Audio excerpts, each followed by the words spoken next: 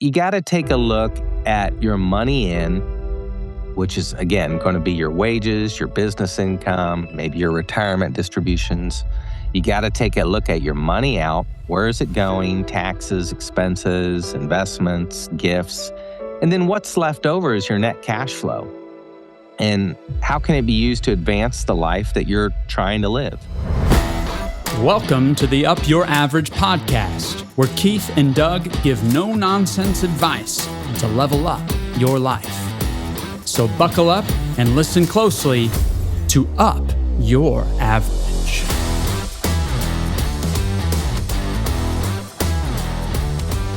Okay.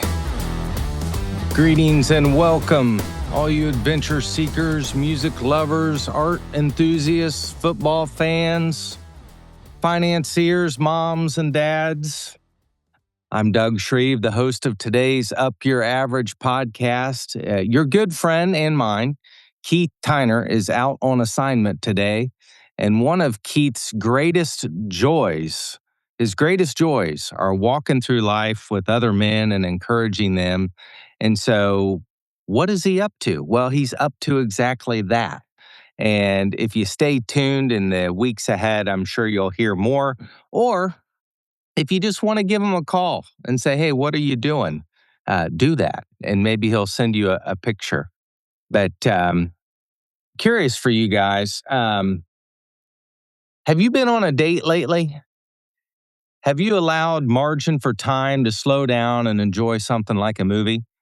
Well, last week, Caroline and I decided to take her mom up on her recommendation to go see a movie. So we went to see Song Sung Blue. Say that like 10 times real fast. And while we were watching the previews, Caroline says to me, have we ever been to a movie?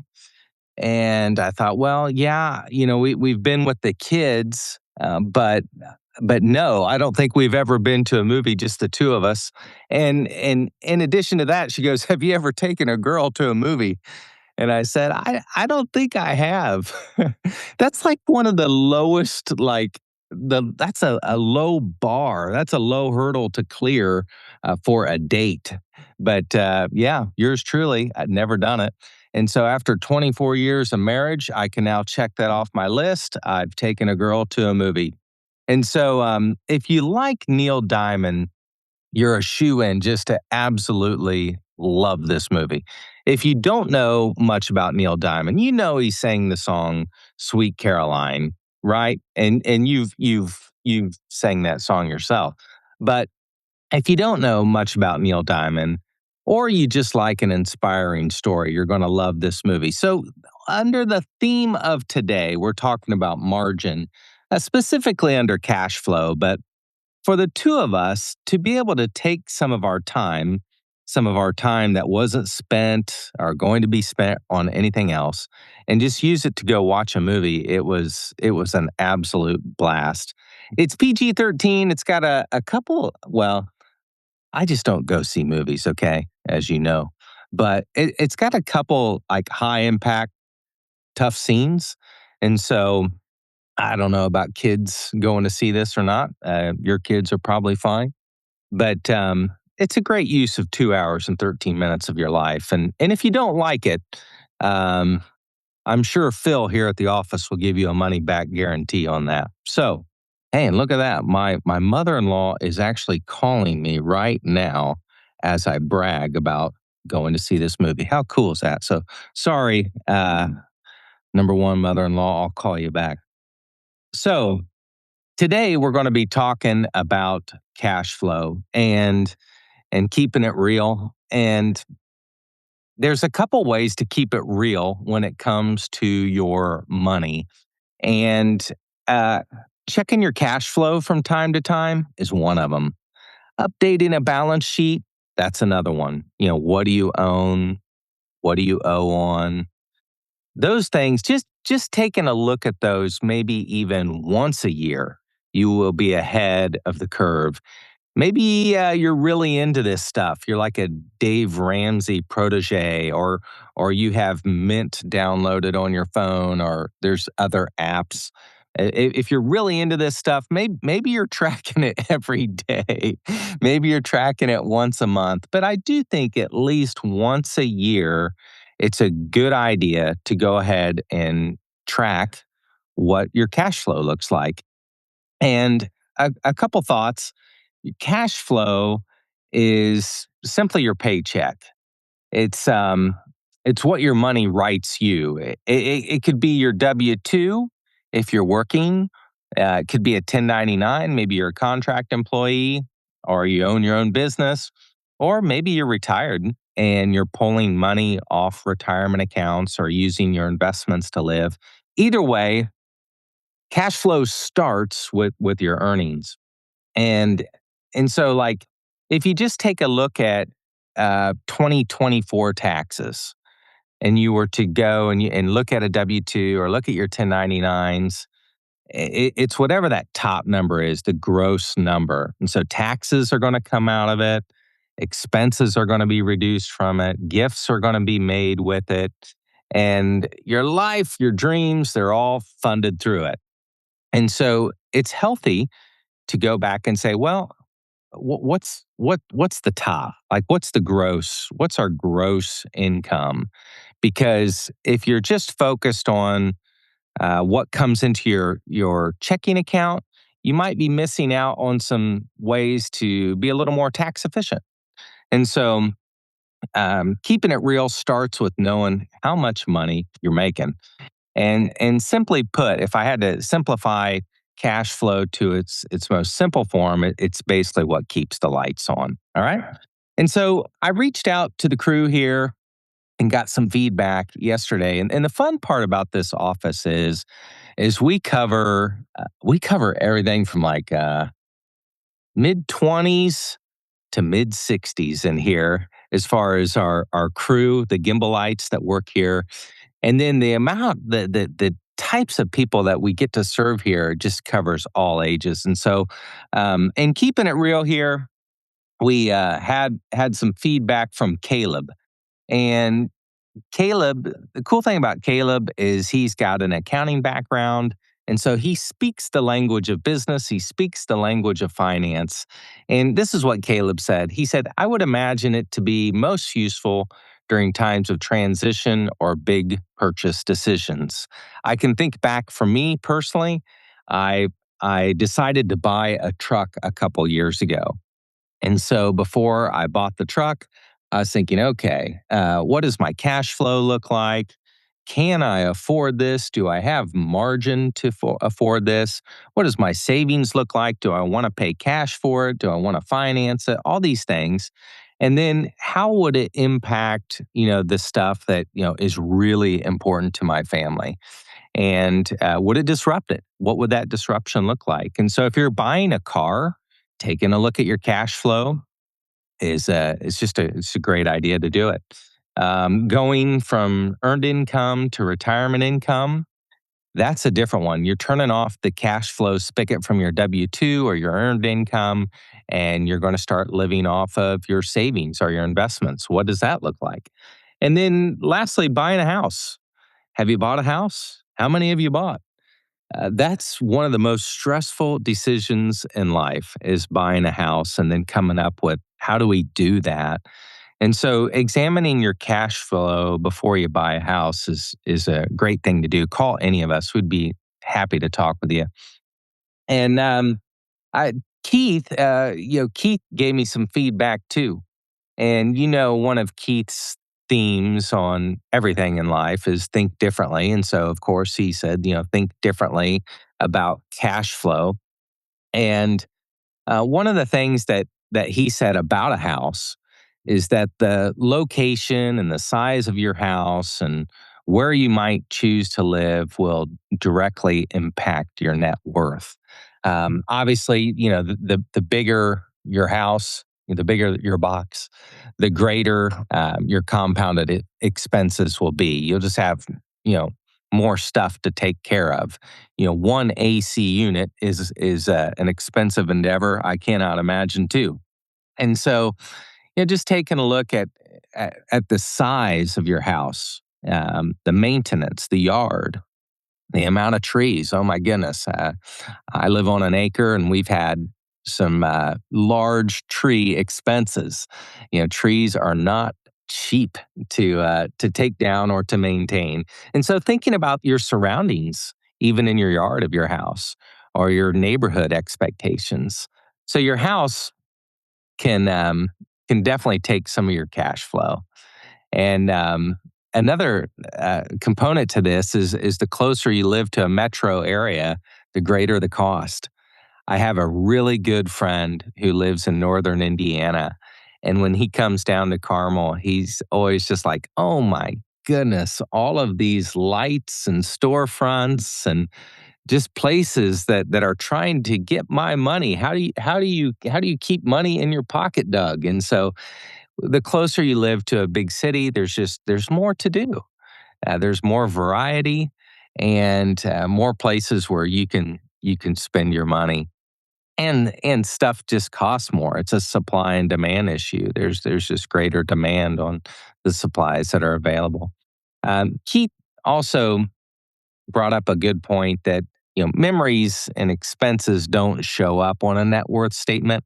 Uh, the memories or the experiences might show up, and they will show up on your cash flow statement because you're going to see them. You're going to see what's spent, and so you're going to see if you went on a cruise, or you're going to see how much you spent on gas, or how much you spent at the coffee shop or out to eat. Those are all going to be reflected on your cash flow statement. But when it comes to the bottom line, and you think about what were the great things in life that we spent our money on, those aren't going to be read on the net worth statement.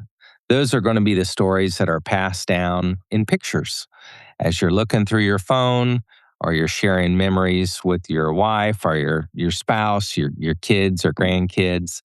And we have several great examples here at Gimbal of people creating wonderful memories for their families.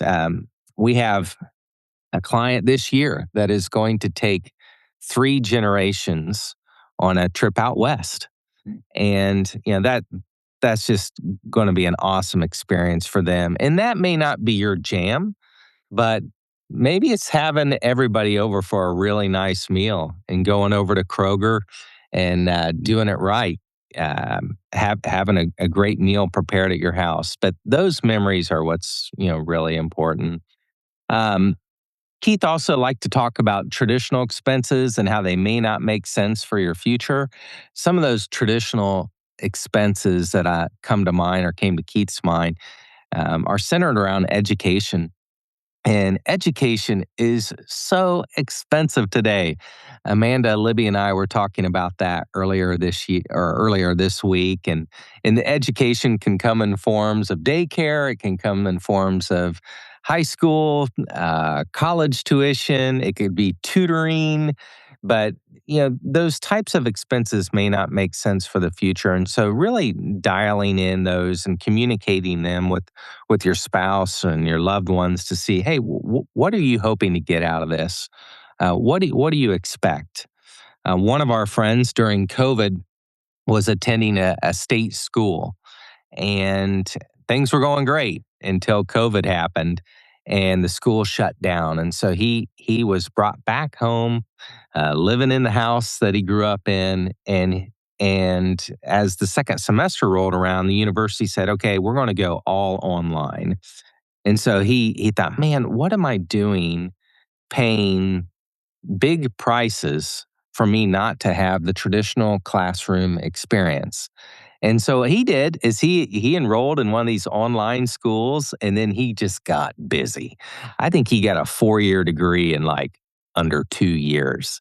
And he tells me today that wasn't ideal, and he was not sure that he would even repeat it unless it was COVID. But it did allow him to accelerate life and get moving faster and get into his career a little quicker, and also develop his relationships outside of school and in his hometown. And so just thinking differently about traditional experiences and how they might not make sense for the future, or how they might be different from how you experienced them or your parents experienced them is a great license to be creative.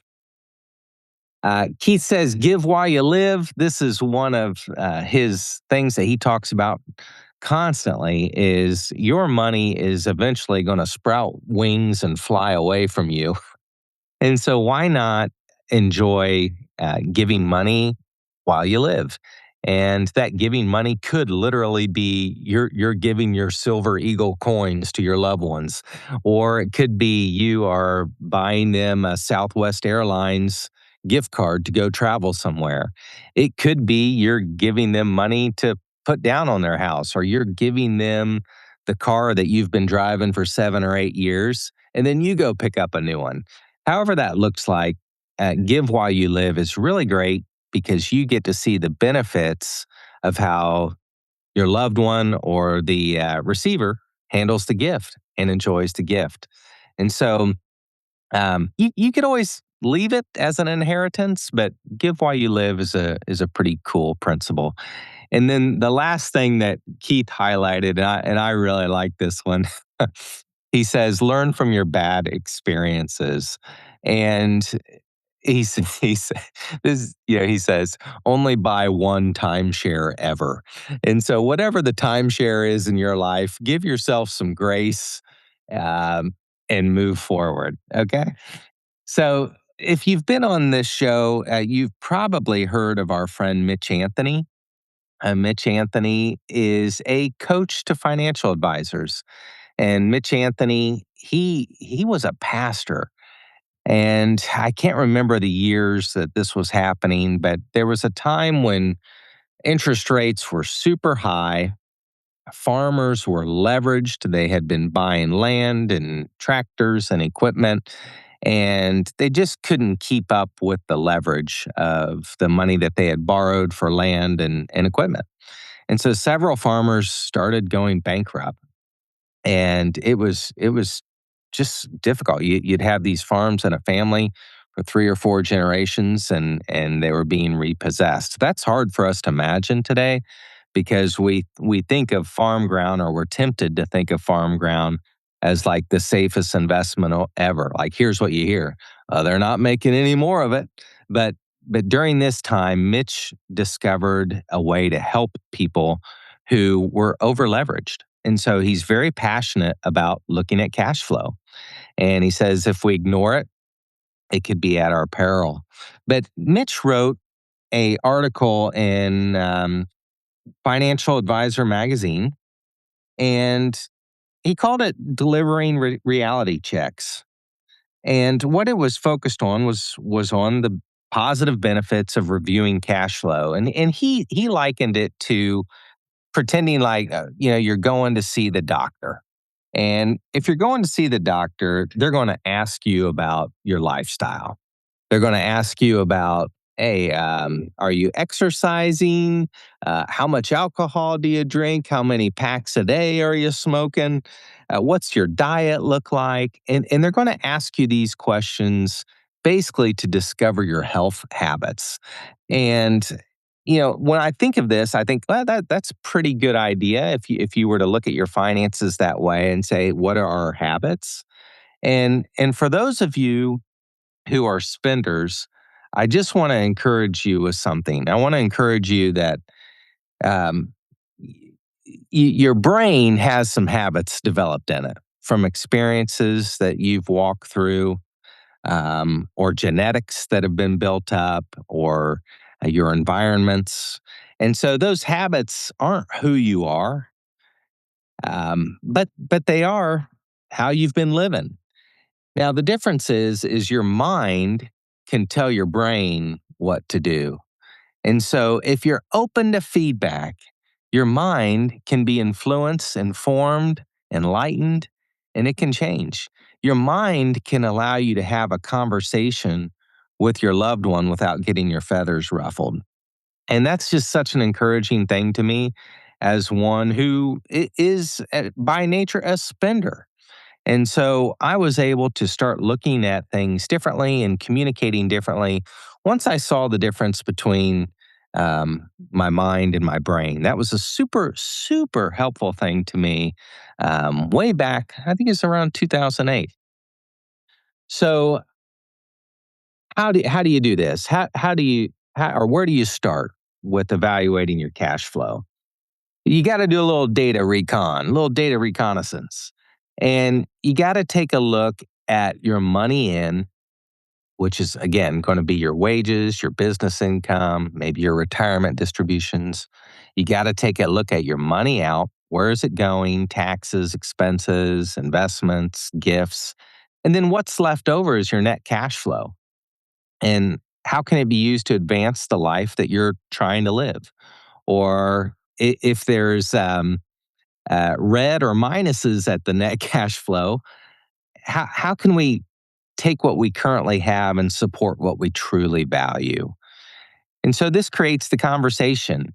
And you can set up a cash flow statement like the one I'm showing you here. If you're driving and can't see this, basically it's an Excel spreadsheet that just shows money in, money out, and then what's left over. So, if a person was making 55,000 and their spouse was too, what might their expenses look like? Well, their total income's 110,000, but if their expenses were 78,000 and that covered everything, including their investments, and then you had 20,000 of taxes, so you had 98,000 of expenses, 110 minus 98 is 12.